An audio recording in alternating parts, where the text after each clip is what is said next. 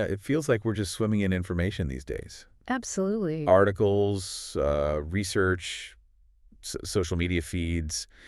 It's just constant, isn't it? Yeah, it really is. But actually wading through all that noise, trying to figure out what's, genuinely important, what's insightful. What actually matters. Yeah, that's the real challenge. It really is. And, well, even when you find something that seems important, understanding where it came from. Right. Its purpose, the context. Exactly. That's essential. Without it, it's just another piece of data floating around. And that's pretty much the sweet spot of what we try to do here on the Deep Dive. We take a specific body of work, like today it's a set of lectures, and we really dive in. We pull out those core insights, the structure. Yeah, the underlying purpose, helping you really understand the material on its own terms. Yeah. It's about giving you that kind of shortcut to being well-informed. Highlighting maybe the surprising bits. And weaving in just enough perspective to keep it engaging, hopefully. Think of us as your guides, navigating the specific information landscape. Right. We're not just summarizing, we're really aiming to give you a feel for the internal logic, the strategic thinking presented in the source itself.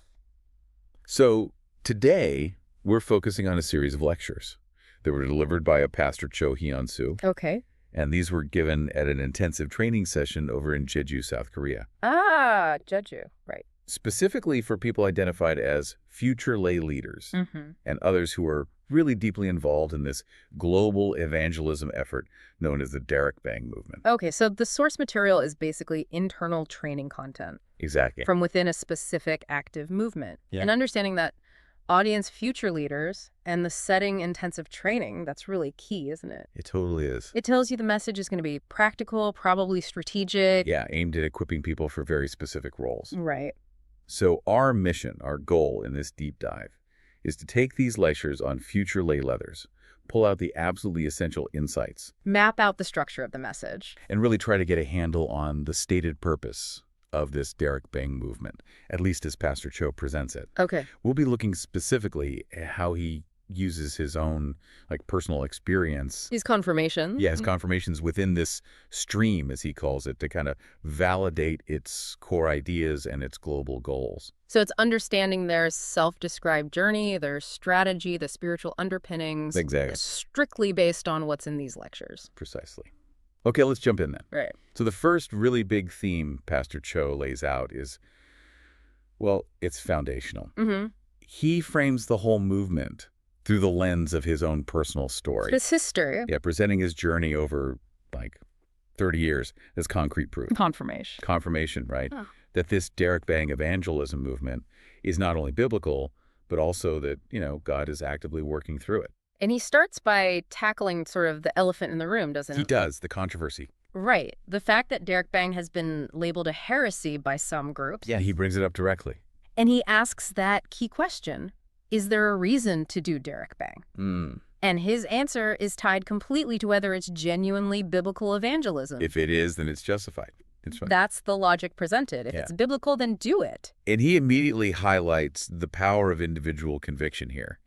He uses the biblical figure Stephen as an example. Right, Stephen. Who even just one person understood and received this profound truth that, well, it became a catalyst for huge change. Yeah. So Pastor Cho suggests that just one person truly getting it, receiving the answer, and we'll see what that means later. Which is a specific understanding of Christ. Exactly. That one person can set everything in motion. It really shows the high value they place on that individual spiritual confirmation and understanding within this movement. Definitely. And he anchors this whole idea in his own life. Yeah. He outlines this very specific, 4-step personal confirmation process he went through over 3 decades. 30+ years, yeah. And it started, maybe surprisingly, very inwardly, not with big actions. Right. Step 1, he says, the most crucial initial step. Was God changing his own spiritual state? His individual state. Yeah. He frames this as absolutely paramount. The starting point isn't learning evangelism methods. Yeah, right. It's a fundamental transformation of his personal spiritual condition. He really emphasizes that without that internal change, any outward effort is just ineffective. Right. So after that personal change, step 2 was a realization about the church. Okay. He says God allowed him to understand that he didn't really know what the church was. Not just the institution or the building. No, but the living body of Christ. So this step involved God revealing the churches, true nature and its purpose, in God's bigger plan. So self, then church. Exactly. With that understanding established, step 3 moved outward. Okay. God allowed him to see the field. The field, meaning? The world outside the church walls. The place the church, this body of Christ, must save. Ah, okay. Identifying the problems, the needs out there. Yeah, the spiritual realities in the field. Got it. And then, moving even further out geographically, step 4 was God showing him specific regions and nations for missions. Missions. And he clarifies, within their framework, missions is basically the same core job as evangelism. Just different cultures, different places. Right. But a key insight here was God showing him how to make it continue. Ah, sustainability. How to make the missions effort self-sustaining even when he, Pastor Cho, couldn't physically be there. That's a big one. How to empower others. Exactly. So his personal journey summary is quite structured, isn't it? It is. God changed me, allowed me to know the church, made me see the field for that church. Then other mission fields globally. And finally, showed him how to make the work continue through others in those places. It's a personal path that mirrors the movement's larger goals. Presented as divinely guided confirmation. Yeah, it's a very compelling way for him to establish the legitimacy of the movement from his viewpoint. Right.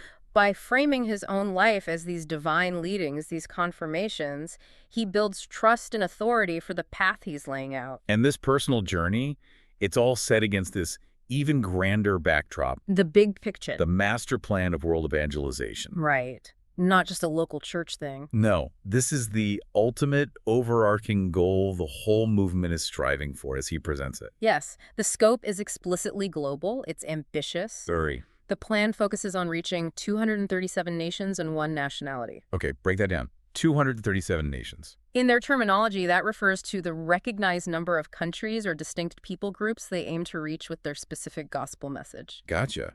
And the 1 nationality. That seems to implicitly refer to believers across all those nations. Unified in Christ. And in the specific evangelistic purpose. Yeah. The plan also mentions saving the 5,000 tribes. Which he usually refers to. Often refers to the remaining unreached people groups globally. And the ultimate driver behind all this, the motivation. It's the belief, as presented, that the Lord will return when the gospel has been proclaimed to these 5,000 tribes. Wow. So this specific interpretation of biblical prophecy links their evangelism directly to the timing of Christ's second coming. Making it the central, urgent purpose, the master plan. Exactly. That connection provides immense motivation, a sense of cosmic significance to what they're doing. Their work isn't just about growing a church. No, it's seen as directly contributing to bringing about the end times and the Lord's return. So why is seeing this stream, this flow of God's work, his journey, the movement's history, why is that important for you, the listener? Well, within the framework Pastor Cho is presenting, Right. understanding and aligning with the specific historical and personal stream of confirmation provides the essential context, the purpose. For your own individual efforts. Exactly, for your activities within this movement. It positions your actions not just as isolated spiritual tasks, but as vital contributions to this bigger, divinely ordained, unfolding global plan. It's about seeing your place in that larger narrative, as they describe it. Okay,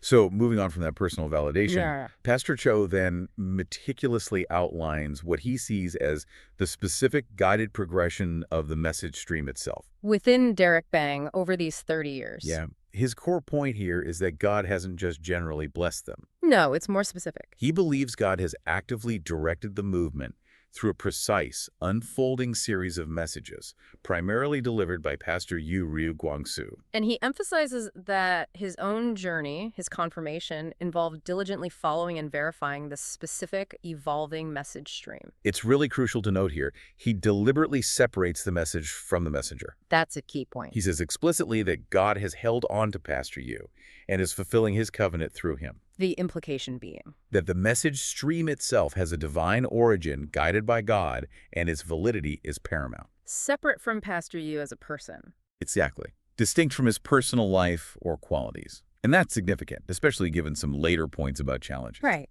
He contrasts this unique message stream with his view of, say, traditional Korean churches. What's the contrast?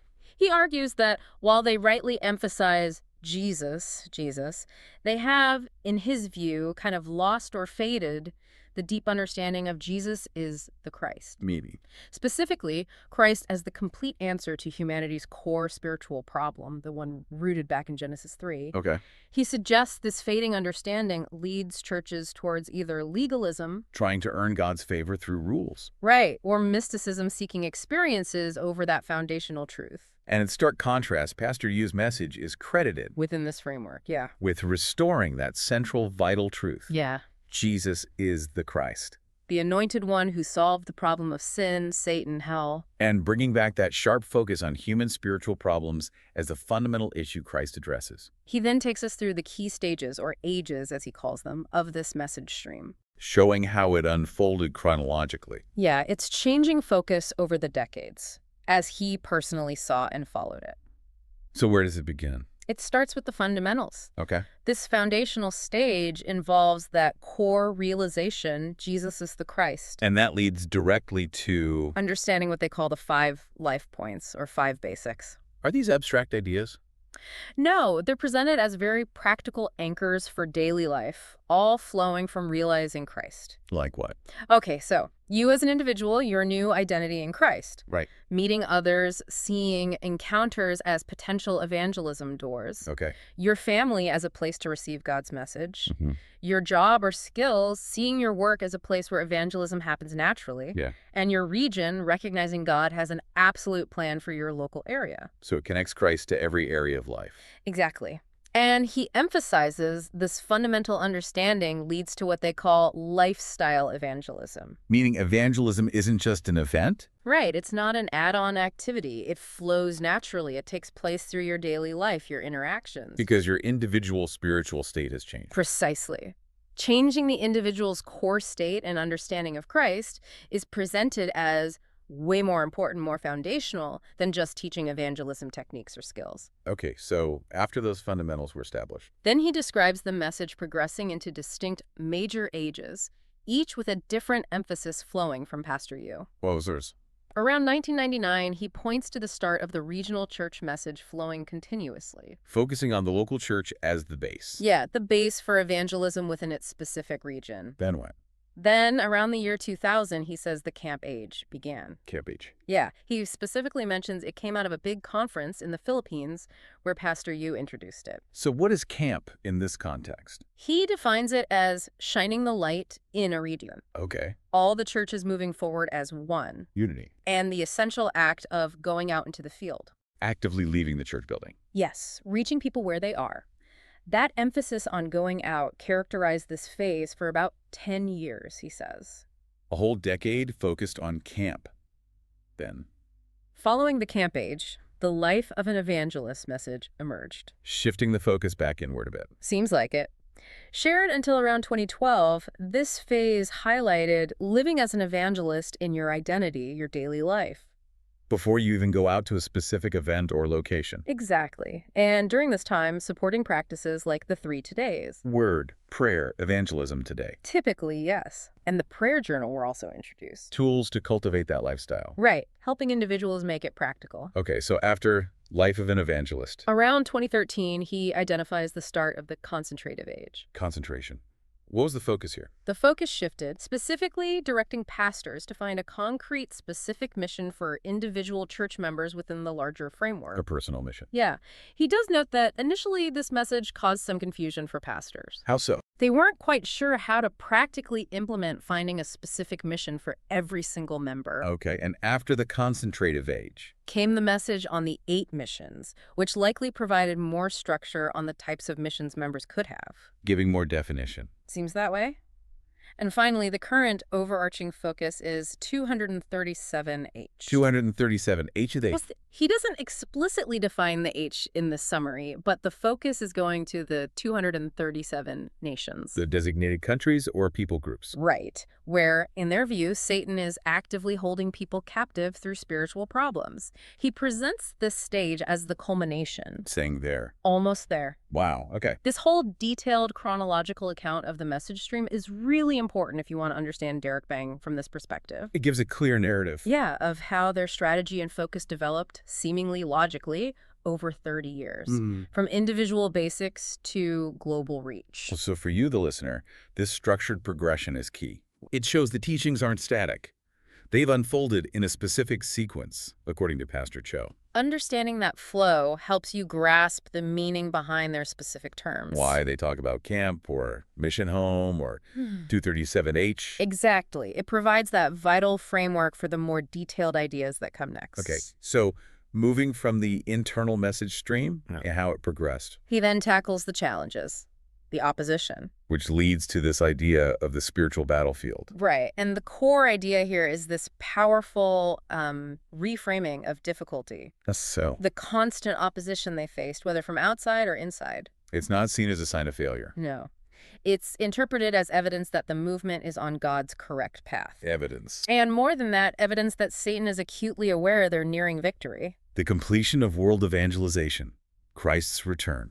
That's the interpretation presented. Satan's fighting hard because the end is near, from their perspective. He acknowledges the sources of opposition were varied. Right. Oh, definitely. There were those initial intense external attacks. Other denominations calling Darakbang a heresy. Right, but significantly, he also talks about internal opposition, splits within the movement. He names specific groups. Yeah, like the Pokpow group, the Dangspuk group, and he highlights one particularly tough one. Which was An anti-Darakbang movement led by someone who is apparently very close to Pastor Yu. wow, someone involved in spreading the messages globally. That's the picture painted. It shows the depth, the pain of the internal divisions they face. And the interpretation of all this opposition. Yeah. External, internal. It's filtered entirely through that spiritual lens, It's Satan's work, presented as the direct, deliberate work of Satan, invisible to the eyes. trying to derail the message stream. Exactly, trying to disturb this important stream of message they believe God is He using. connects this struggle back to Genesis, right? Directly. He sees it as a continuation of that fundamental conflict from Genesis 3. Satan's work versus God's plan in Genesis 3.15.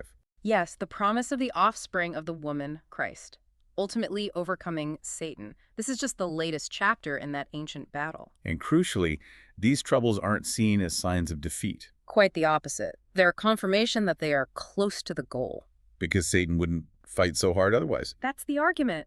He's blocking fiercely precisely because they are almost there, nearing the finish line for the 237 nations, the 5,000 tribes. Which triggers the Lord's return in their view. So the intensity of the battle reflects the proximity of the victory. That perspective really changes how you'd view difficulties within the movement. Absolutely. For you, the listener, understanding this framework means seeing challenges, maybe personal struggles, conflicts in a group, not necessarily as reasons to doubt. It's potentially as validation. Proof that you're on a path the adversary considers threatening. Difficulty gets reframed as a signpost. Yeah, indicating you're engaged in a significant spiritual battle, according to this view. It transforms struggle from demoralizing. Into something that confirms the validity and importance of the work. Within this specific framework, yes. Okay, building directly on facing opposition, he then focuses hard on internal barriers. Right. He argues a major obstacle to staying in God's stream is clinging to your own stuff. Your own thoughts, understanding, pride. What he calls what is correct in your eyes. And that's contrasted sharply with, Aligning with what is right in God's eyes. which he equates with God's plan, the message stream. Exactly.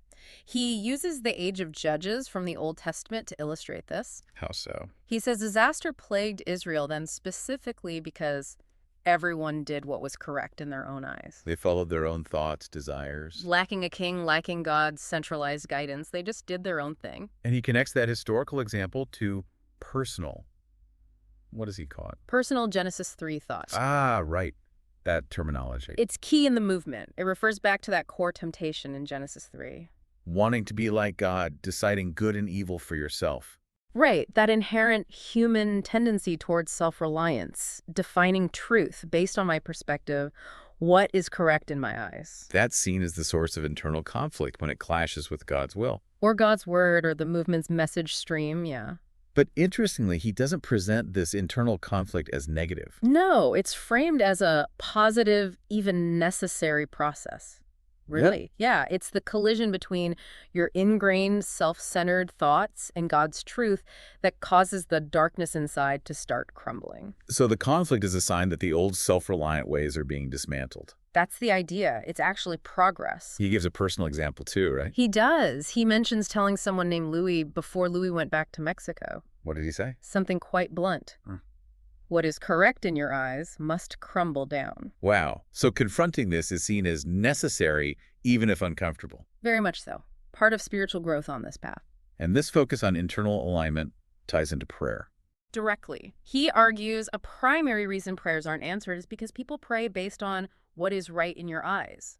Their own limited perspective, their wants, their perceived needs. Instead of aligning their prayers with what is right in God's eyes. Which means God's will, God's plan, the priorities in the message stream. Exactly. And the flip side is presented as the key to seeing God work and getting answers. When you match with what is right in God, When your thoughts, your desires align with God's. then spiritual works just naturally arise. That's the claim. And God provides for your needs, not just because you asked for stuff, But according to your needs, because you're positioned correctly. because you're aligned with the place and purpose where God is already working. He uses Hannah's story to illustrate this too. Yeah, powerfully. Hannah facing that deep personal crisis, her barrenness, She was able to let go of her thoughts. her own overwhelming desire and pain, yes, and align with what is the thought of God. And what was the thought of God then in his interpretation? The need for the Nazarite mission, raising someone totally dedicated to God during a time of spiritual decline. So because she shifted her focus from her personal problem to God's mission, God answered immediately, gave her Samuel. and through Samuel. God fulfilled his much bigger plan through David, ultimately leading to Christ. Her need was met hugely. But as a result of aligning with God's specific purpose for that time, According to the source's interpretation, yes. this whole section feels like a really deep internal challenge. It is. It forces you, the listener, to ask, where are my motivations coming from, my decisions, my prayers? Am I operating from what's correct in my eyes? Or am I actively trying to perceive and align with what's right in God's eyes, as presented here? How do you even start identifying and dismantling those Genesis 3 thoughts? It prompts some serious self-examination. Definitely. All right, so we've got the stream, the message progression, the opposition, the internal battle. What comes next? Next, he moves into the necessary preparation for those called to be future lay leathers. Okay, the preparation. The core idea is that being effective in this movement, becoming these spiritual summits through whom God works, it's not automatic. It requires a process. A specific process of preparation involving dedicated spiritual times, cultivating certain attitudes. And developing a specific spiritual vessel. Capacity. Exactly. A capacity to receive from God. And why spiritual summit? Because, in this view, individuals are the summit. God intends to accomplish his works through them. So the individual's prepared state is central to the whole global goal. Absolutely. And this preparation is broken down into 3 main parts. Part 1. Is summit time, described as the 3 concentrations. This is the essential training for the individual believer. Okay, the first concentration. Limited concentration. This is about focusing intensely on the one thing. Which is? Christ.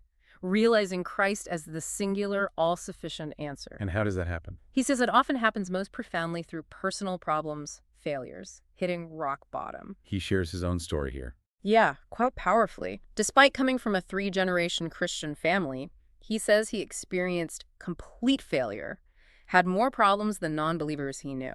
Wow. But he sees that brokenness, that failure, as the very thing that allowed him to see the depth of spiritual problems. Problems that religion or human effort couldn't fix. Right. Which led him to the absolute realization Jesus is the Christ, the total answer.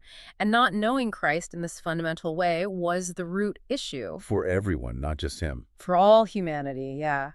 This deep understanding of Christ as the one thing contains everything needed. It leads to the concept of only Christ. And he stresses it has to be only Christ. Nothing else works. No other method or belief is enough to solve that Genesis 3 problem. Okay, so after limited concentration on Christ. The second is selected concentration. This builds on the first. It focuses on understanding God's specific calling for you, your particular church, your pastor within this stream. And discovering what you can only do. Yes, your unique role, your gifting, your specific mission within God's big plan and the movement stream. This leads to the concept of uniqueness. All right. And the third concentration. Oneness concentration. This is the highest level, focused outward, collectively. Oneness. It's about uniting with others in the movement, in the church, with that single goal, saving everyone, embracing the vision for world evangelization, the 237 nations. He connects it to Romans 16. Yeah, referencing the unity and cooperative effort among believers working together for the gospel there. And this isn't just theory. No, he emphasizes it requires daily training, structured times, morning, afternoon, evening, focused on these concentrations. During intensive training, but also afterwards. Yes, it requires staying connected with other disciples to help each other realistically practice this in daily life. Okay, so that's summit time. Part 2 of preparation. Part 2 is cultivating the summit attitude, also called the 3 settings. Attitude or settings for what? For effective evangelism and ministry out in the field. Developing the right mindset and practical approach. First setting. The platform. This is foundational. It's about consistently doing word movement in the field. Word movement. Sharing the gospel outside church buildings. Right.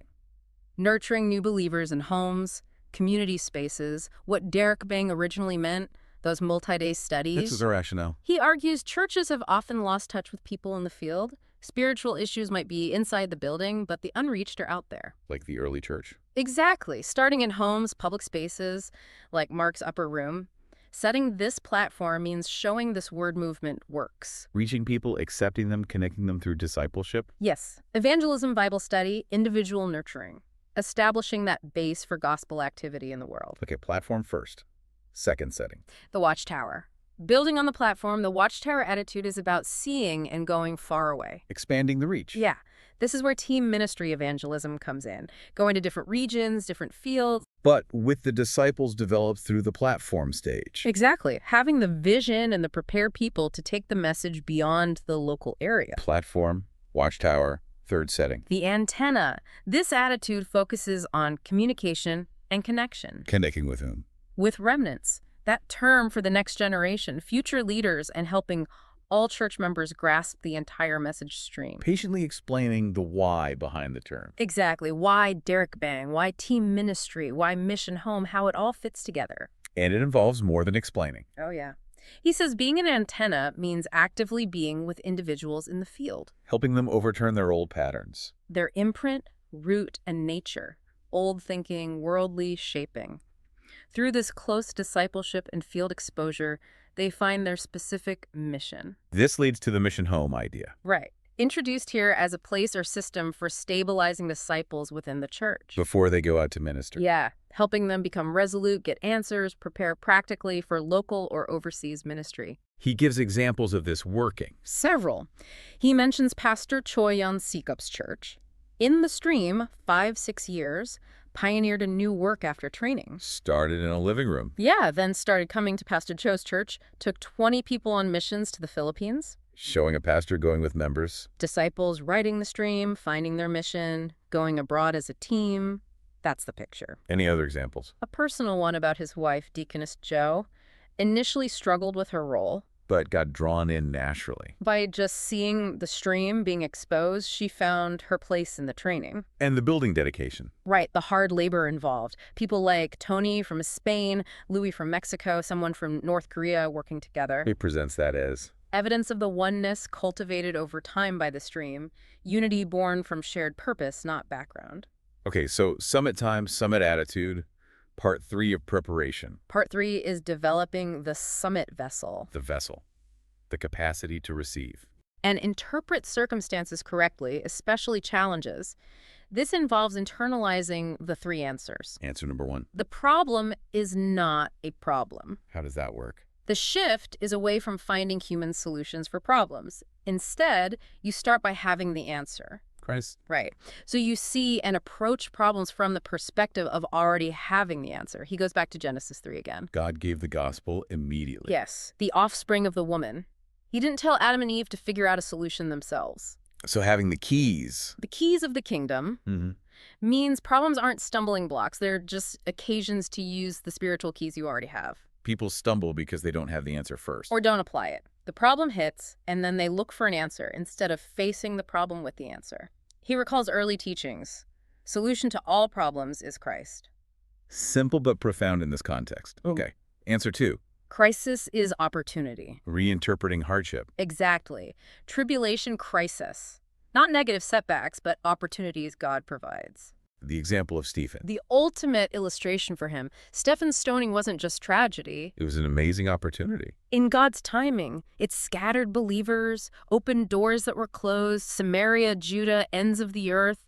His death unlocked gospel movement. And he applies this to Darakbang's own difficulties. Directly. Negative news reports, members leaving, pastors discouraged. Not a crisis indicating failure. But a God-given opportunity for distinction, for renewal among the resolute. He mentions his own church's experience. Yeah, their building dedication going ahead unshaken during this tough period, presented as proof of God's work and the oneness that existed before the building or money. Contrasted with maybe wanting to protect the church by abandoning the stream. Versus holding fast to the fundamentals they believe God is using, yeah. Okay, answer 3. Conflict is renewal time.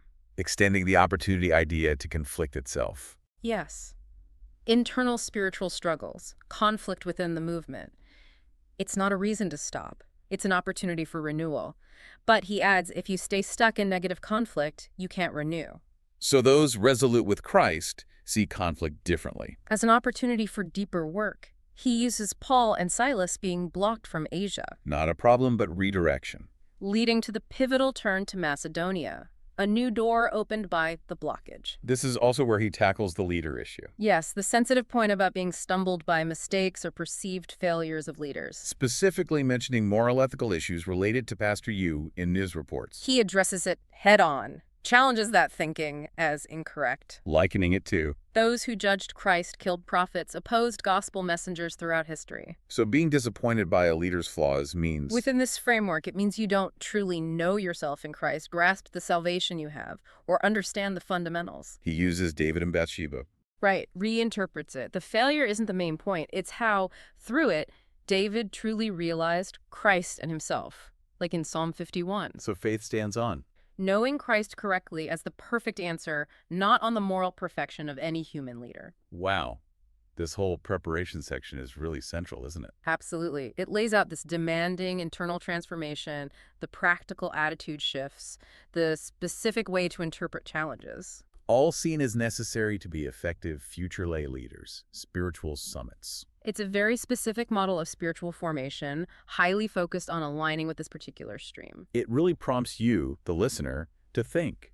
How do you react to problems, crises, conflicts? Obstacles to remove or opportunities. Does having Christ as the answer before the problem change anything? And how do you handle human imperfection, especially in leaders, if faith rests solely on Christ? Lots to chew on there. Definitely. Okay, so finally, after all that rigorous preparation, Summit time, attitude, vessel. he describes the outworking, the results that naturally appear when people go through this transformation. And the key idea here is crucial.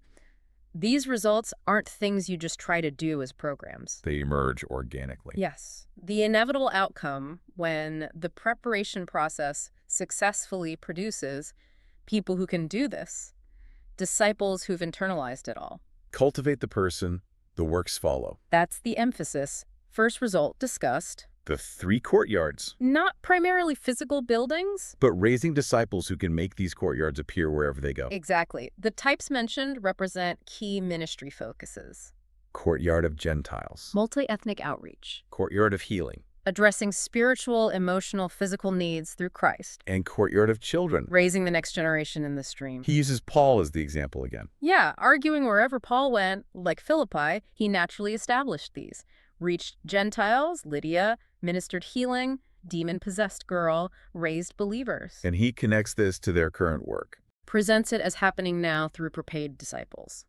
Vision for Central America, Mexico, Spain. Naming specific people like Louis, Tony. That's examples of people making these courtyards appear. Other examples of this outworking. Mentions his and Elder Cho's names cleared from China's blacklist. Yeah. Potential future work. And that church's journey. D2 All-Nation Church, starting in Daegu, expanding to LA, England, Middle East, Asia. All presented as results of prepared people in the stream. Okay, second result. The 3-day weekend age concentration. What's that about? A strategic system or environment created to counter worldly influence, especially on weekends. So regular, focused spiritual training times then. Implied, yeah. Making weekends times for spiritual progress, not decline. And the third result. Developing the holy meditation age. Meaning? The capacity of prepared disciples to survive wherever they go. Not just physically survive. No, spiritual resilience, effectiveness that comes from being fully aligned with the stream, God's plan, thriving spiritually despite challenges. Because they're connected to the source. The life source and purpose of the stream, yes. And he repeats the sequence. Carefully. These results, courtyards, weekend concentration, holy meditation, aren't achieved by just trying to implement them. They manifest when the people are ready. When the preparation produces people spiritually equipped, aligned, empowered to make them happen. It's a real shift from focusing on activity to focusing on internal transformation. Absolutely. Cultivate the spiritual summit, the prepared vessel, and trust the results will flow. It makes you wonder, doesn't it? Where does effectiveness really come from?